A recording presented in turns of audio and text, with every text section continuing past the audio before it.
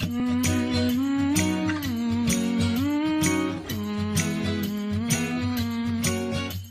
j'espère que vous allez bien. Aujourd'hui on se retrouve pour le jour 22 du Discovery et on va parler web drama. Il s'agit de Best Mistake qui maintenant est en 3 saisons. Je viens juste d'apprendre qu'il y avait une 3ème saison qui allait sortir en janvier 2022. J'ai beaucoup aimé la première. Et je trouve que la 2ème n'est pas spécialement utile.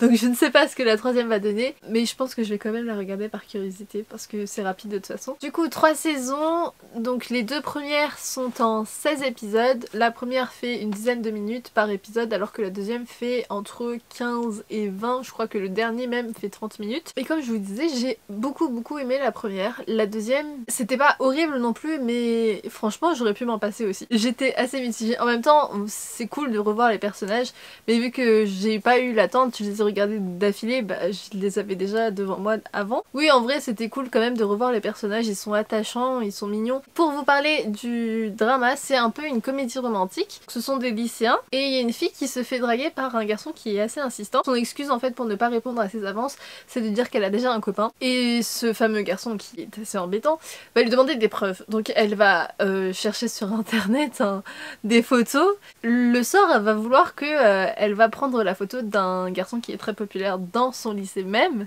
donc la coïncidence, et qui fait que bah, ça va se savoir très vite et donc elle va prendre un peu cher parce qu'il est populaire, donc il y a plein de filles qui sont sur lui et tout, et on va lui dire qu'elle l'a fait exprès de le sélectionner lui parce qu'elle voulait vraiment sortir avec lui et attirer son attention, blablabla, vous connaissez. Du coup bah le garçon va lui dire bah ok, faisons vraiment semblant de sortir ensemble.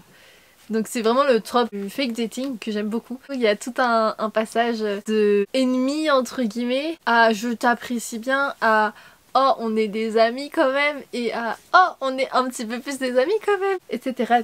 Donc c'est vraiment ça l'histoire de base. Les personnages sont vraiment mignons. Je dirais que bah, tout l'entourage est assez intéressant. Si je devais le définir en 3 points, je dirais fake dating, lycéen, vu que c'est un peu le cadre et on suit pas mal de leur quotidien pendant les cours, et en dernier rom-com. Parce que bah en vrai c'est assez typique mais on aime toujours. Et voilà, c'est tout pour cette recommandation, j'espère que ça vous aura plu et on se retrouve demain pour une nouvelle découverte. Bye bye.